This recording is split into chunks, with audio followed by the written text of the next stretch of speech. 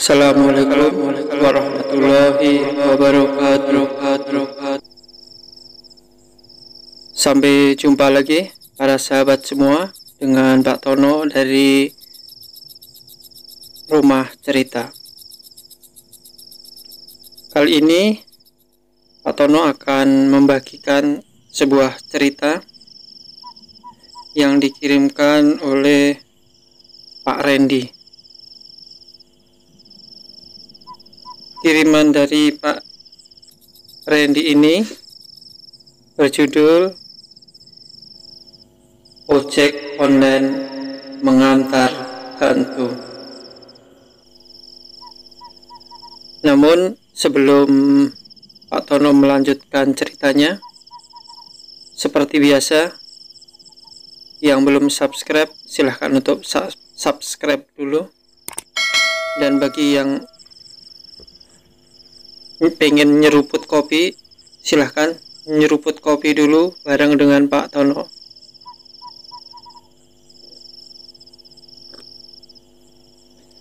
Nah, sambil mendengarkan cerita ini, alangkah indahnya sambil nyeruput kopi.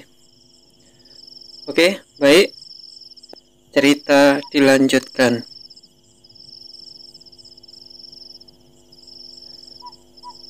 Malam itu sekitar jam 7:30 malam, sehabis sholat isya di tengah-tengah pekerjaanku, aku duduk di teras sebuah masjid. Saat itu HP-ku kemudian aku nyalakan untuk siapa tahu nanti ada rezeki, ada orderan masuk ke HP-ku. Oh iya, aku adalah seorang driver ojek online. Namaku Randy, saat ini aku berusia 32 tahun. Aku telah menjadi driver ojek online ini kurang lebih 1,5 tahun semenjak aku habis kontrak di tempat kerjaku. Hari-hari terus aku jalani dengan melakukan rutinitas pekerjaan ini. Aku hari ini keluar dari rumah sekitar jam 1 siang dan berencana nanti mungkin pulang jam 9 atau jam 10 malam. Saat ini aku masih duduk santai, hampir setengah jam aku duduk di teras masjid ini dengan ditemani oleh beberapa orang ojek online yang ada di situ. Karena masjid itu memang biasanya untuk tempat tongkrongan beberapa rekan ojek online.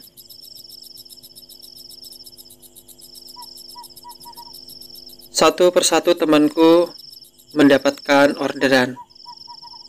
Saat itu ada 5 orang dan kini tinggal 2 orang saja, yaitu aku dan Pak Ridwan serta Mas Sony yang saat itu belum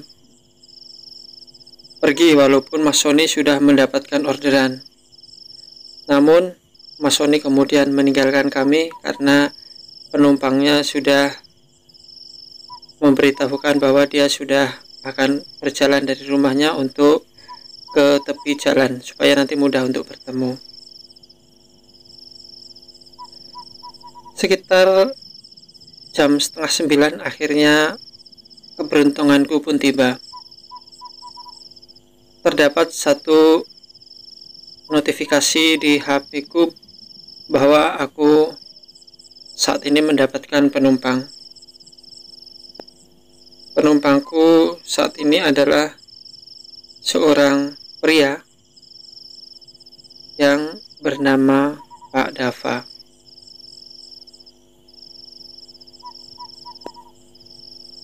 Kami kemudian melakukan chatting di aplikasi dan kemudian ditentukan di mana aku harus menjemput Pak Dava. Agak aneh juga ternyata, karena saat itu Pak Dava menyebutkan dia menunggu aku di jembatan. Biasanya tempat untuk nunggu itu apakah di depan rumah atau di mana, tapi ini dia menungguku di depan, di atas sebuah jembatan.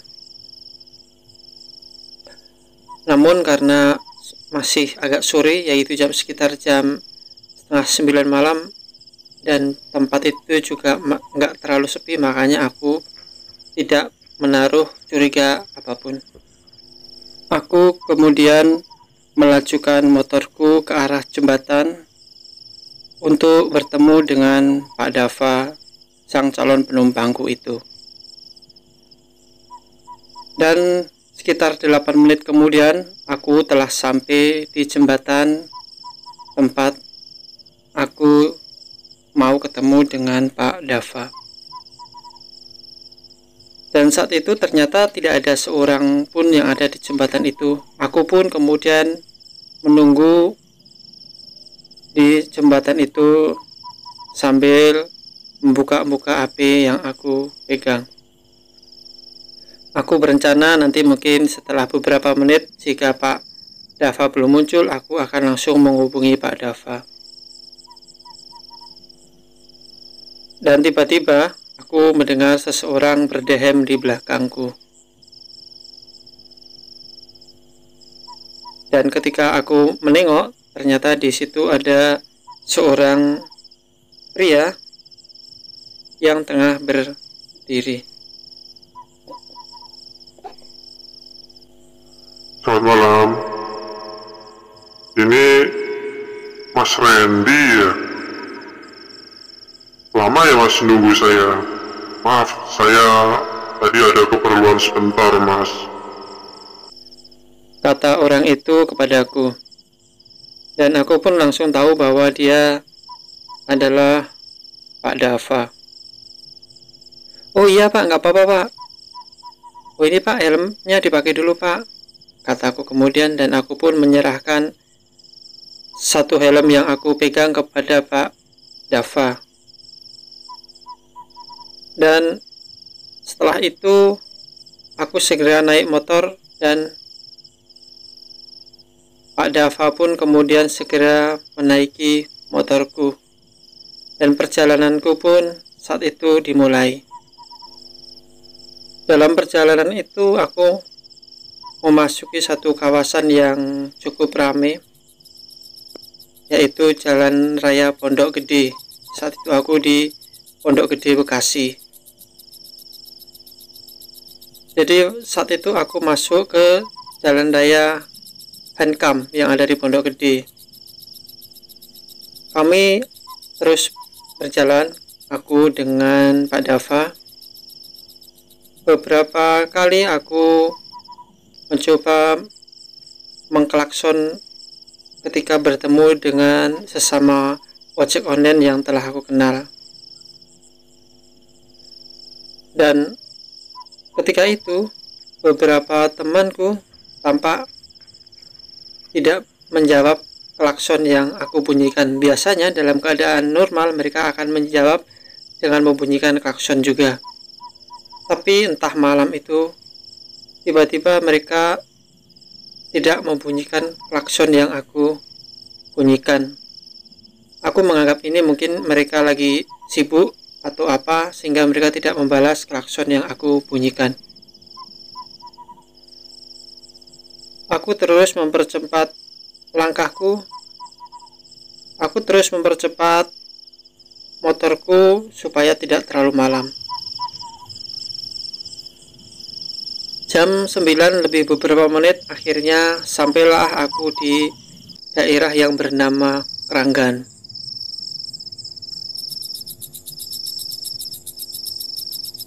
Dan setelah memasuki ke Keranggan, aku sebenarnya saat itu agak bingung juga, karena tiba-tiba aku saat itu masuk ke seperti sebuah pohon-pohon bambu gitu. Jadi ada di kanan kiriku itu sepertinya hutan bambu kecil gitu. Tiba-tiba setelah masuk ke hutan bambu itu, aku seperti masuk ke perkampungan lagi. Di situ aku kemudian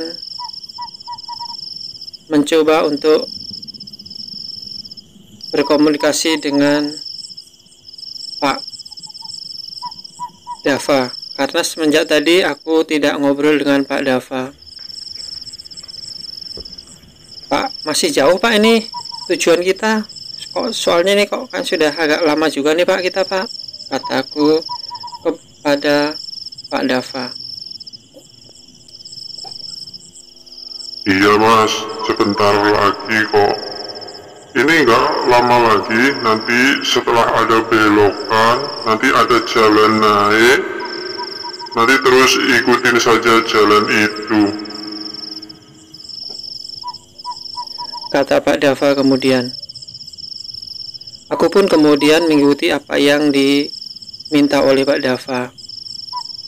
Beberapa puluh meter setelah itu, benar saja aku menemukan suatu pertigaan dan aku berbelok mengikuti apa yang disarankan oleh Pak Dava.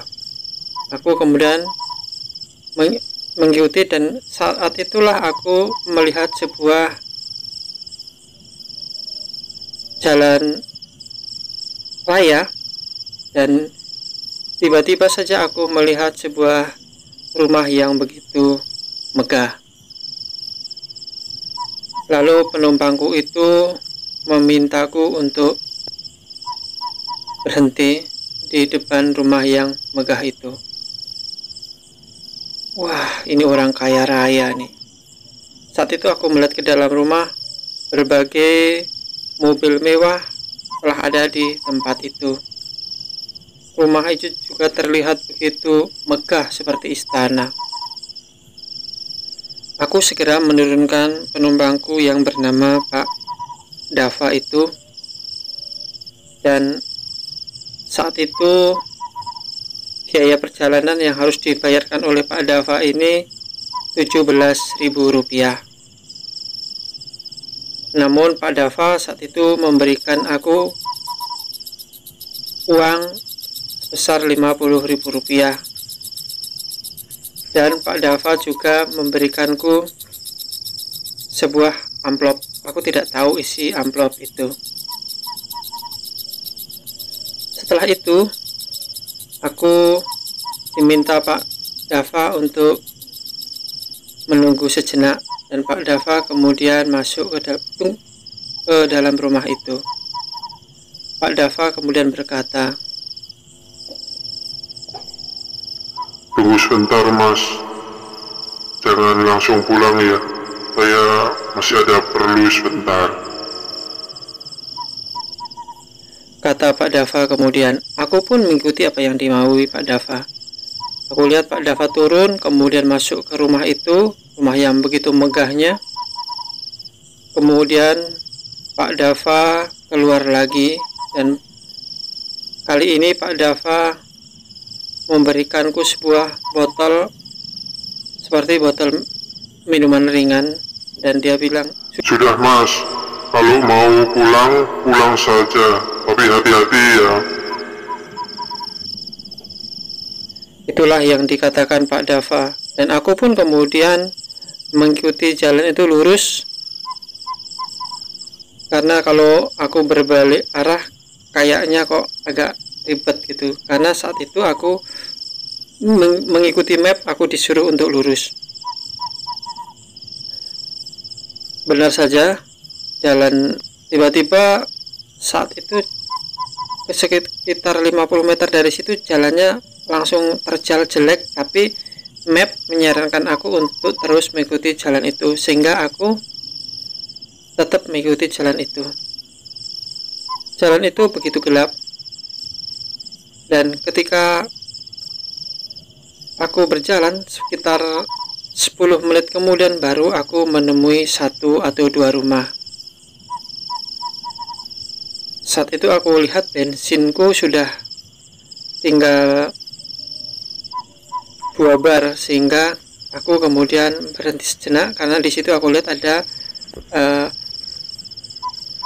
orang yang jual bensin. Aku kemudian berhenti di situ. Pak, masih ada bensin Pak? Kataku kepada sang penjual bensin. Masih ada mas, mau isi mas?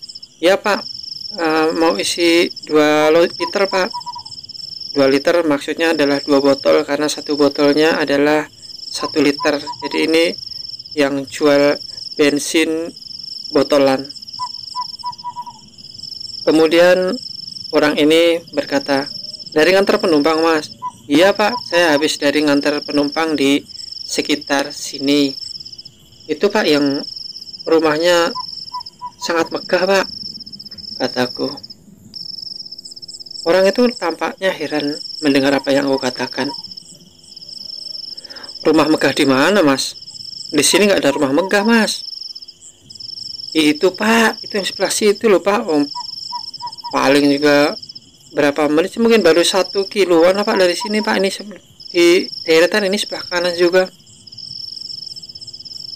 Itu di sini menurutku nggak ada rumah megah deh mas. Yang ada di situ itu pemakaman mas, kataku kemudian. Kata orang itu kemudian yang membuat bulu kuduku berdiri. Iya mas, di sini tidak ada rumah mewah, yang ada pemakaman mas sebelah sana mas. Karena ini saya di sekitar sini itu hanya ada 3 rumah mas. Kemudian ke sana lagi masih ada rumah lagi. Cuman di sekitar sini hanya ada 3 rumah, dan ke sana tidak ada rumah lagi mas, yang ada pemakaman, kata bapak-bapak penjual bensin itu. Setelah aku mengisi bensin 2 botol, aku kemudian melanjutkan perjalananku. Dan benar saja sekitar setengah jam kemudian aku telah sampai di sekitar Mall Pondok Gede. Dan di situ aku bertemu dengan beberapa orang teman sesama driver ojek online. Tiba-tiba salah seorang temanku, yaitu yang bernama Samsul, menepuk bahuku. Gimana Pak Randy? Selamat kan? Gak ada apa-apa kan? Kata Pak Samsul padaku. Selamatlah Pak Samsul, gak ada apa-apa. Emang kenapa Pak? Pak Randy tadi horor gak Pak? Kata Pak Samsul kemudian. Aku pun menjadi tanda tanya. Horor bagaimana mas? Kataku kemudian. Pak Samsul kemudian berkata, mas tadi maaf ya, tadi ngelakson aku dan teman-teman tuh nggak jawab. Soalnya tadi pas saya lihat mas ini boncengin sesuatu yang menakutkan mas.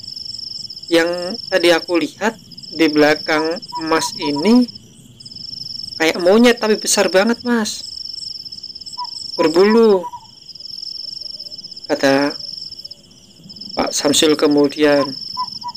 Tuh tadi mas ada salah satu teman yang mencoba untuk memfoto mas Randy.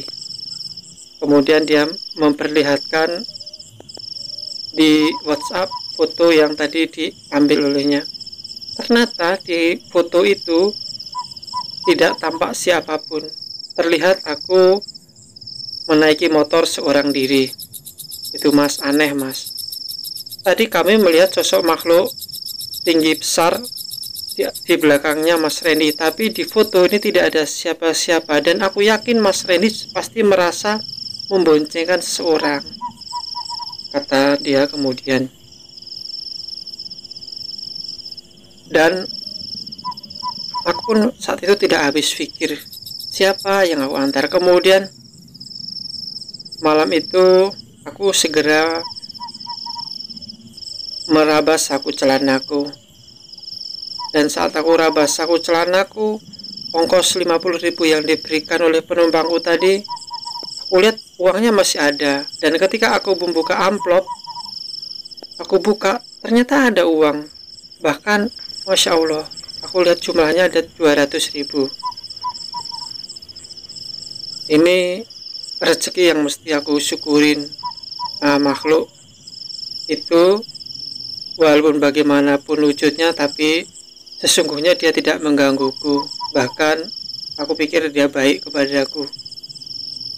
Kalau dia sudah berniat jahat kepadaku, mungkin sesuatu sudah dilakukan kepadaku. Tapi ini tidak. Dia bahkan memberiku uang lebih, bahkan masih memberiku uang tip, sehingga malam itu akhirnya kopi yang diminum teman-temanku aku bayar, dan beberapa makanan kecil juga aku bayar. Ini sebenarnya pengalaman yang menakutkan tapi tidak terlalu horor buatku. Itulah teman-teman sepenggal cerita yang dikirimkan oleh Pak Randy yang merupakan seorang ojek online. Dan Pak Tono mengucapkan terima kasih atas kiriman cerita dari Pak Randy, dan terima kasih juga kepada teman-teman semua yang telah mendengarkan cerita ini sampai selesai. Silahkan subscribe channel ini, dan Pak Tono mengucapkan wabillahi taufiq wal hidayah. Wassalamualaikum warahmatullahi wabarakatuh. See you.